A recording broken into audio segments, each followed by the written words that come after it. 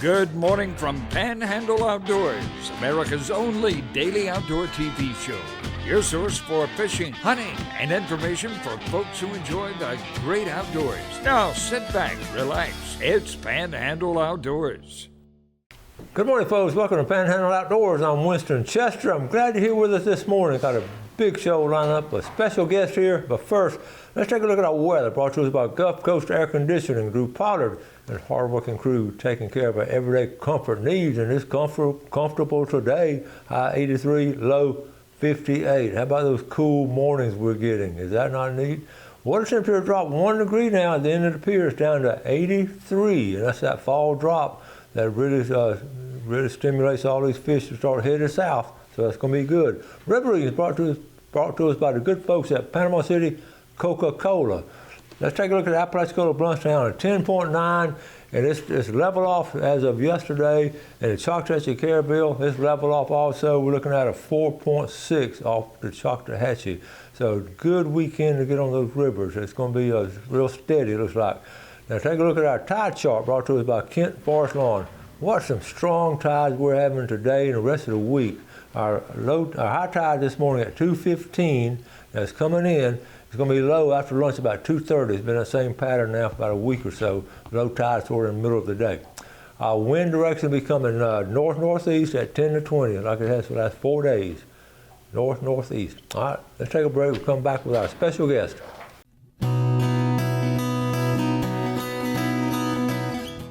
Okay, welcome back, folks, and welcome to our guest this morning, Dusty May. Welcome to the show. Thank you, Chester. Appreciate it. All right, listen, we've known about each other for a very long time.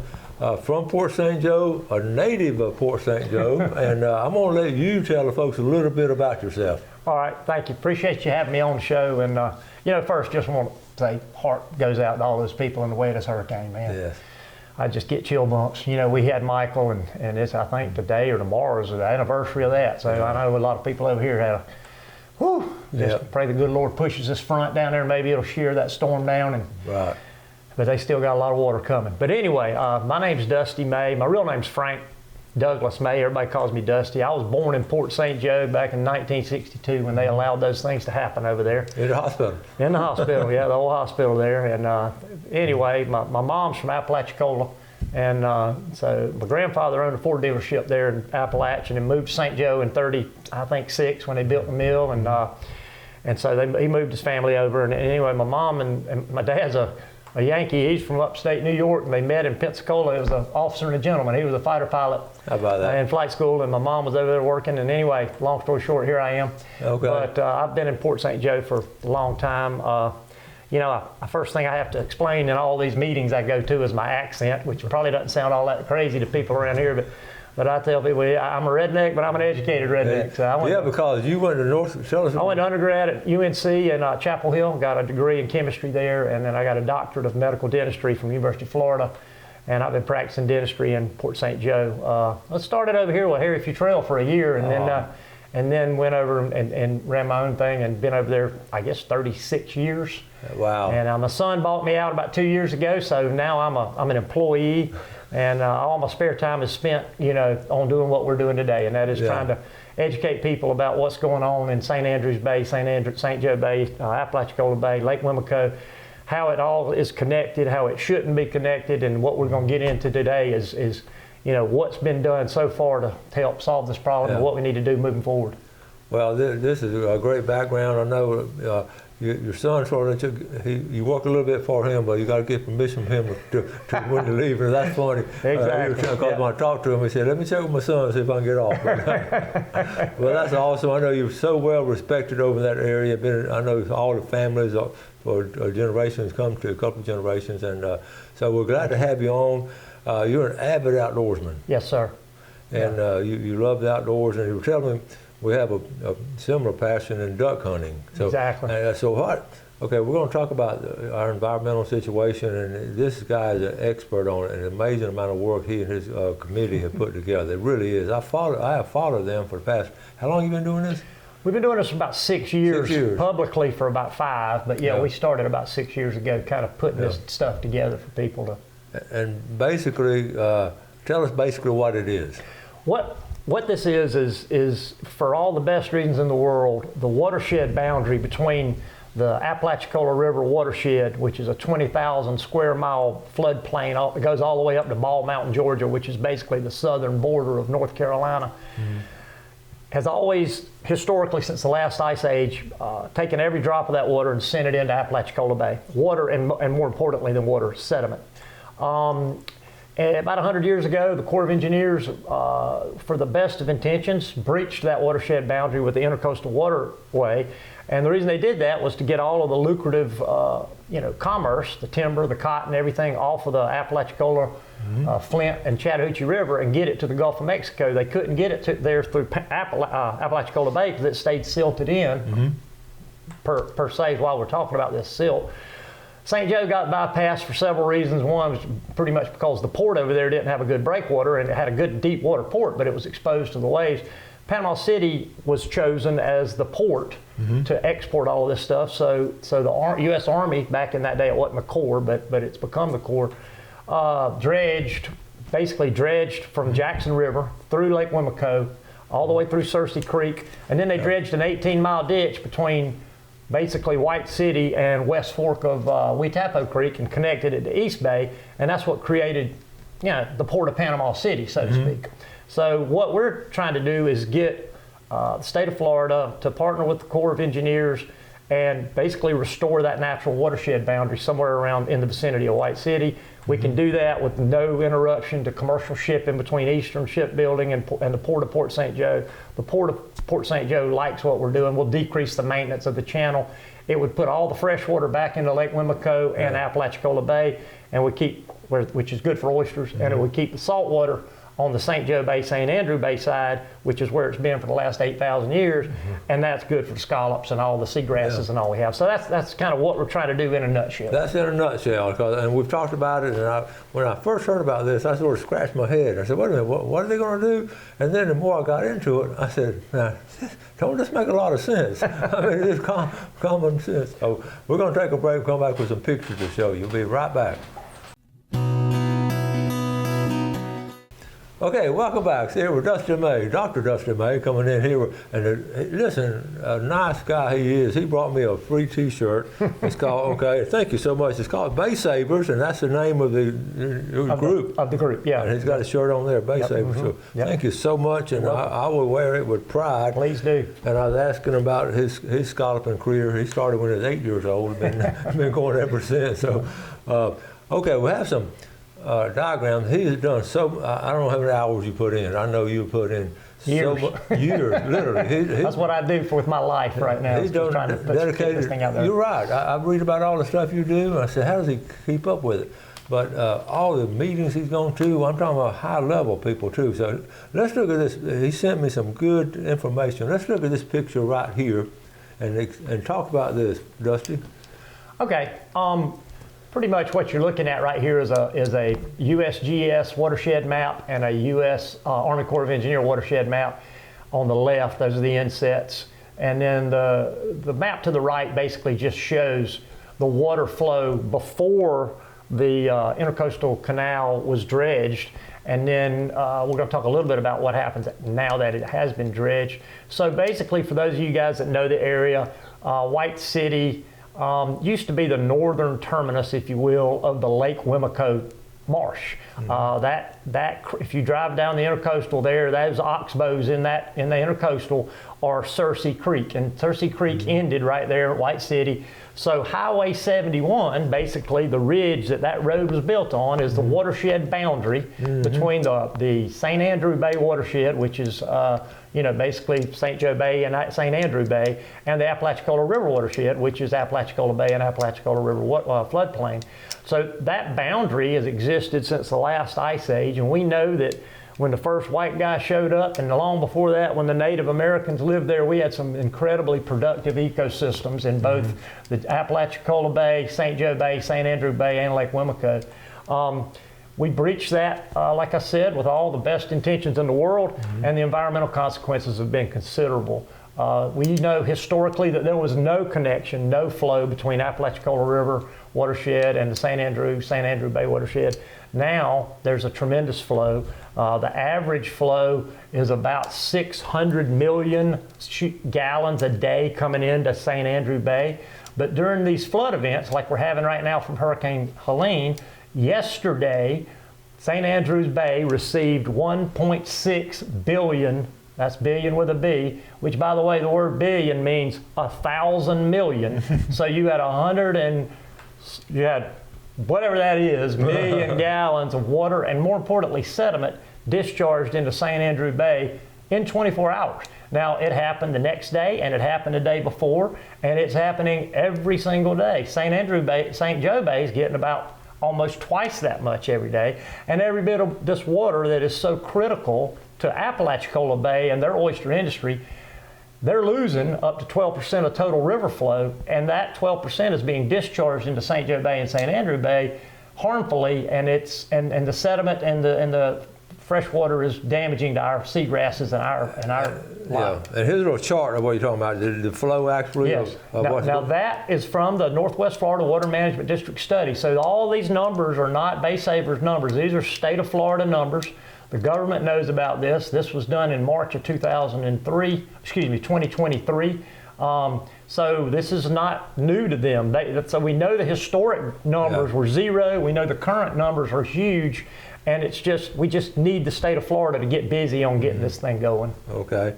And there you have so many other drawings and all, but the big thing to me is you're getting something done.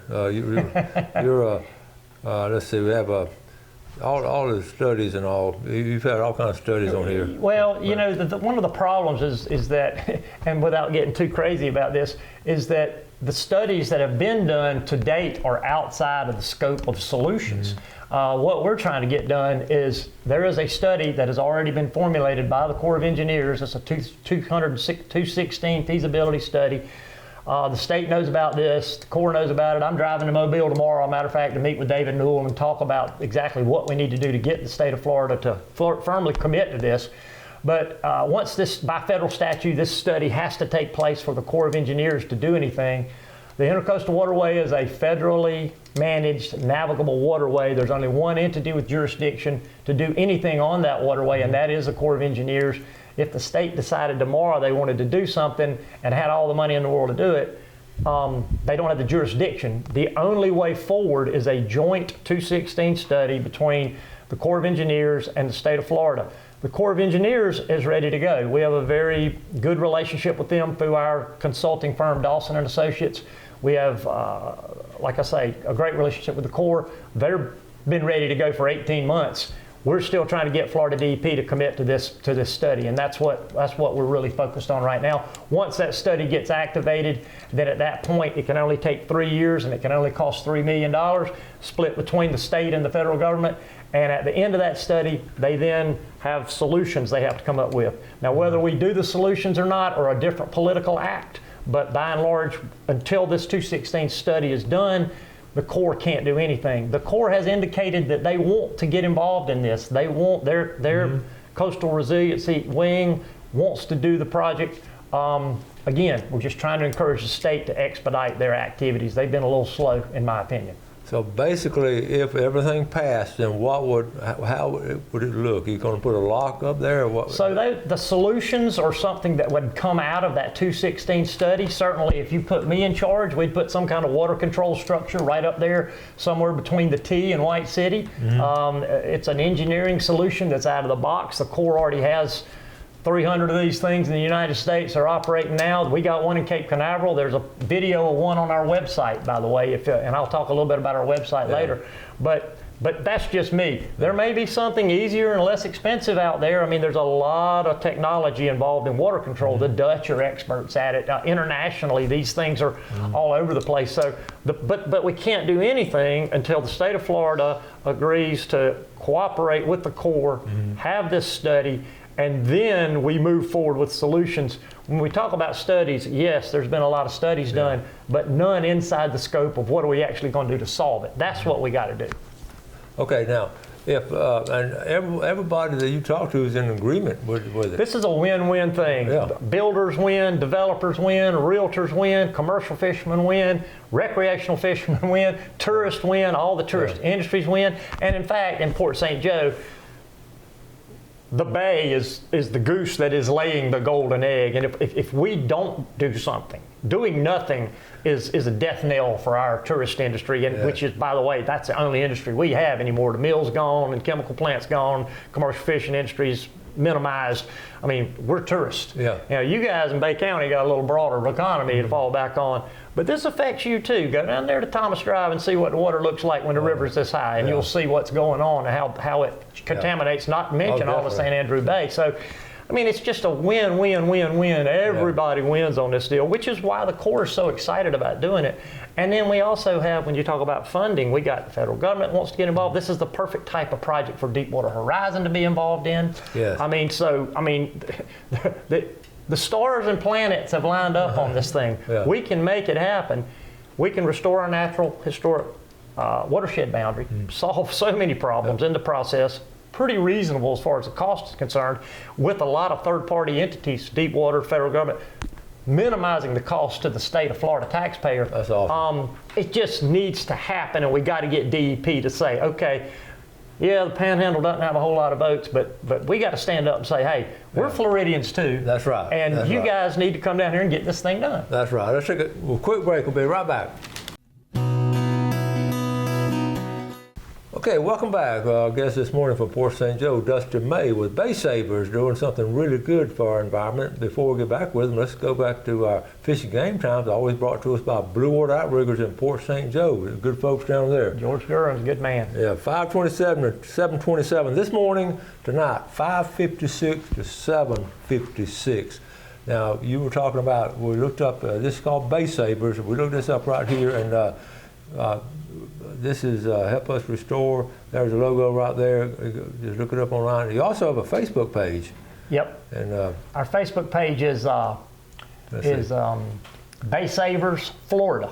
Okay. Bay Savers Florida. So you type that in, you'll see what's going on Facebook. Okay. And in fact, I'll be making a post probably this morning, kind of talking about this. So Okay. We also have a really good video that was just produced by 9 Mile TV. And it's on the Facebook page, so look for that, or you can go look it up on YouTube. It's a YouTube video as well. It kind of talks about what we're talking about today, but goes into a little more detail on some of the different things. And so I'm also an avid diver. One of the things that we've noticed, and you'll see in that video if you watch it, is just the sediment on the floor of St. Joe Bay. It's we've got core samples on the website that'll show you that we've received from the Port Authority that show we have like 5 feet of river mud in the floor of our bay. And so, I mean, this is not just Dusty May's idea. This isn't just Bay Savers' idea. The data's hard. I mean, the science is in. We've got the flow information. It only gets worse with these storms, and now we've learned that these hurricanes and these winter storms, how catastrophic they are to our environment down here. So not only does landfall affect us, these floods in North Carolina, I mean, the flow data that we just published is unbelievable. And it's all related to river height, you know what I mean, how much flood we have in the river. So yeah, we just encourage everybody, hey, join our join us. Okay. Go to our website, there's a join button there. All we want is your name and email address. It's free, it doesn't cost anything to join us. Follow us on Facebook, like us. You know, there's a way to contribute to this on our website as well if you want to donate. Here's your address right here. Bay Savers, Sailors Cove Drive right here. Yep. There's a donate button there, or you can write us a check. We also have and you can see this on the website. We have what's called a wall of honor for what we want to be, what the people want to be named donors, and those contributions are all on there. And basically, what we're going to do is we have a Bay County wall, a Gulf County wall, and a Franklin County wall, and we have different levels of donations, and all 3 of those walls will be featured on our Facebook page, website, the whole 9 yards as they go. Also, that it will be memorialized in brick and bronze when we do build this water control structure, and that memorial will be on site in perpetuity. So we're looking to gain a bunch of members. Do some fundraising. This is not going to be inexpensive to walk this through the halls of Congress and through through the labyrinth that is the Corps of Engineers, but we're well positioned to do that with our friends from Dawson and Associates. And but our expenses are going to be considerable, but we're going to get it done. And you spent the last 5-6 years working on it. It's not just overnight, all of a sudden a whim. No, this has been what I've been doing with my life, basically, for the last 5 years. And so, yeah, I can go into a lot more detail. There's a lot of great content on our website. Look under the document section. You'll see a lot of the history of the Apalachicola River, when it became managed, when the Woodruff Dam was built, you know, history of the water flows. There's just a lot to it. But it's, you know, I think I'm going to make a statement that no environmental scientist would disagree with, and that is, if you can restore the hydrology of an area with minimal to no collateral damage, in other words, no flooded farms, not having to buy out neighborhoods, just if you can do that, if you can restore that hydrology, then that is a worthy cause in itself. We try to quantify nature. It's great. I'm all about studying it. But basically, Mother Nature is pretty smart. We knew before that watershed boundary was breached that we had unbelievable ecosystems. There are other stressors on these bays, on our 3 bays. I'm not saying that. But the 800-pound gorilla in the room is this massive diversion of Apalachicola River water and sediment that belongs with the oysters and is being diverted and dumped into our seagrass beds.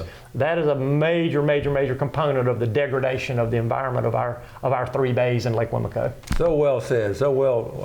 I just respect what all you've done and all. And basically, all we're doing is just restoring the watershed. Putting it back the way it was. The way it was. And we can do it even better because we'll still have control. If we want to let the mullet through, we open the gates. If we want to let some water through, we open the gates. But by and large, we control that flow, and sediment follows flow. And if we decrease that sediment, then Lake Wimico and that marsh goes back to being a collector, filterer, and distributor of water through the Jackson River back to Apalachicola Bay. And the Jackson River start flowing the way it's supposed to. Now, I didn't even mention that. When we breached that watershed boundary, we reversed the flow of the Jackson River. The Jackson River used to flow into Apalachicola Bay. Now it flows into St. Andrew Bay and St. Joe Bay. It's crazy. Well, listen, we're about to run out of time. You'll have to come back. There's more to talk about. I'd be happy to. I'm happy to update you on our progress, and hopefully they'll have some progress. We just need to get our state guys on board with this, and you know, and not just in word, but in action. Thank you, Dusty. Appreciate y'all watching the show. Y'all do something good for someone else today.